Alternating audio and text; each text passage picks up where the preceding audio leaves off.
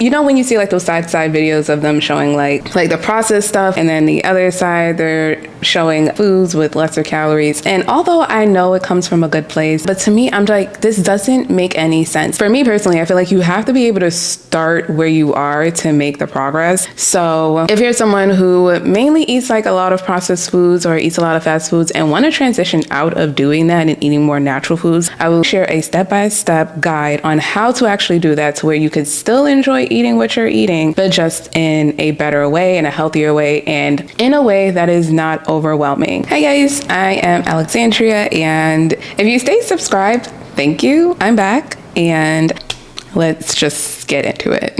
So the first thing to do is reduce your fast food spots to 1 to 2 places. I say this because there's a reason why you're eating at the fast food places that you eat at. Maybe it is something you really enjoy of eating those types of meals. Maybe you're constantly moving around and those are the places that you tend to go. Maybe it's something that you've eaten a lot as a child and so you just still eat it because you're just used to those types of meals and flavors. Whatever the reason is, look at the places you tend to go often and you tend to enjoy the most and narrow them down to a couple of places. I say this for one because when you decide to just cut down the amount of places you're eating at, it then opens your eyes to other things around you. When you're just going to all the different fast food spots, you're not paying attention to probably other healthier options that are available that you could still go to and pick up a quick meal, but you're eating healthier ingredients and you're eating like actual real food. One thing that I did is like, I didn't really eat a lot of fast food places. I mainly ate like McDonald's and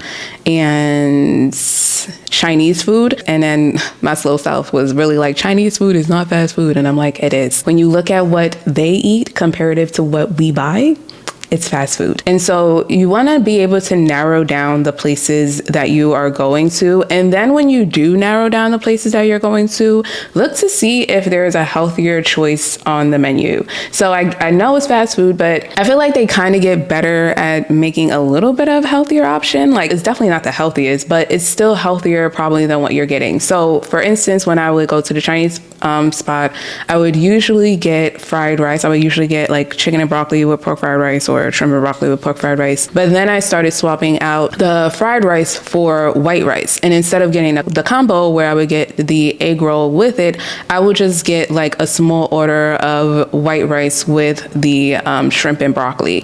And I did this for a couple of reasons because it made me less overwhelmed of now having to figure out like what other place to go. And I think that's what causes people to stay stuck in what they're already doing, because like changing the habits is already overwhelming. To then have to think of other things to do and you have a whole bunch of other stuff to worry about, it helps minimize the overwhelm. So instead of just like knocking out all fast food and removing it completely, just narrow it down to a couple of places. So that way you could then just see what is healthier to possibly get. The next thing is to recreate your favorite fast food meals at home. I do understand it's just like we live in a busy society, but honestly I feel like if you don't make time to take care of your health, no one else will, and without your health you really don't have anything. So one thing that I was doing was just learning to recreate my favorite fast food meals at home. So I would just make fried rice at home instead of buying it in the store. I think they was actually using like MSG. I don't know if like a lot of Chinese food places still use MSG, but instead of me going to pick up Chinese food, I would just end up just buying the ingredients at home and then just making it myself. Number one, it helps because you're able to play around with the types of stuff you add to it. So for me personally, like when I went to the Chinese spot, it would be like chicken and broccoli with pork fried rice. But when I'm home and I'm making my own fried rice, I could add vegetables to it. I could add like broccoli to it. I could add Brussels sprouts to it. I could add tofu to it. I was able to play around with healthier ingredients to add to my fried rice, as opposed to eating like a pork fried rice and they probably cook it in a lot of oil. It also, number two, helps with you being aware of what's actually going into your food. One thing that I didn't realize is like when you're making your food at home and you're trying to get that same type of taste from when you go to a restaurant, you start to realize like, okay, okay, like I have to keep putting more salt in this, or I have to keep putting more sugar in this. And you realize like how much salt and how much sugar is going into the food that you're actually eating when you're buying it out.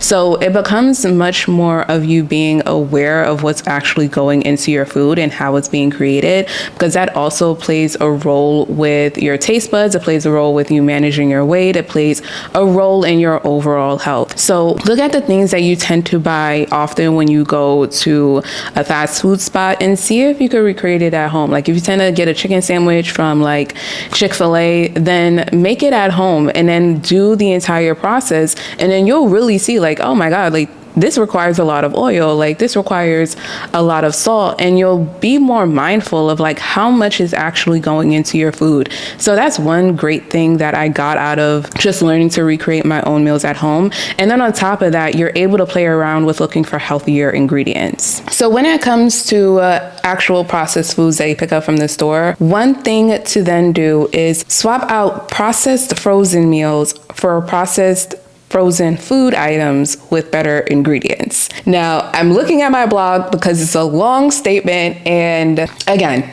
I'm not a nutritionist, I'm not a dietitian, but it works. It works. And what I mean by this is like, I remember when I was in high school and for graduation, me and my friends, we went to Jersey Shore, and I ended up picking like up these Stouffer toppers. I forgot, I think it was Stouffer's. I ended up like buying a lot of Stouffer's and then bringing it so that way I had like some like meals to eat. And I remember my friend was just like, ew, you're eating that? It was just like a total disgust of me eating it. And I didn't understand it at the time. And then I think that's when I became much more aware of processed foods, and I started looking at the ingredients in them. When it comes to looking at the processed meals, don't just look for the cheaper one. Don't look for the ones that are on sale. Look at what is actually in it, because the more you keep eating things where it has like a whole bunch of ingredients in it, the more you're just going to buy and the more you're just going to eat. The thing you don't realize is like you're paying more because you're not going to get full off of that because it's not real food. So instead of like getting processed boxed meals, look at individual items and look for healthy ingredients. So for me personally, what I tend to get is these Dr. Prager's burgers, I think they're called, like Dr. Prager's like burgers. I'll put a photo. And I get those because it has actual ingredients in it that I recognize. Is it processed? Yeah, it's still technically considered processed, but there's actual ingredients in it, as opposed to when you look at a lot of these other boxes, they'll have like a whole bunch of things you don't even recognize. And if you don't recognize it, that means your body's not recognizing it. And then that means you're going to end up spending more money to buy more things so that way you could get full off of what you're actually buying. For me personally, like I would love to be able to say like, instead of buying processed, go start cooking. But there's a reason why you're buying processed. You're probably short on time. You probably don't have that time to do all that stuff. So instead of just completely changing what you've been doing and then now having to make more time for other things of like cooking and then looking at recipes, it's going to become overwhelming. It is. Instead, just swap those out for individual items and then look at the ingredients in those items. Next step is to have 2 to 3 quick go-to meals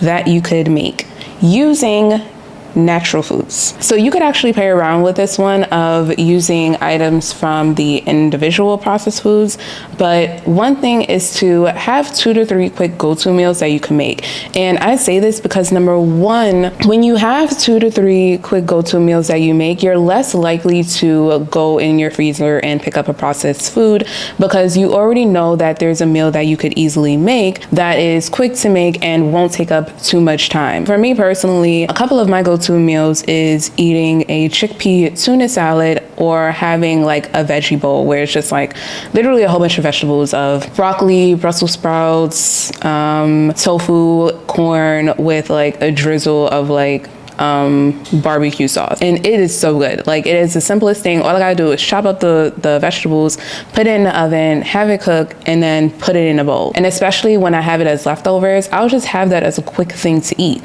And when it comes to my chickpea salad, it's items that I already know I have in my house. I know I already have mayo in my house.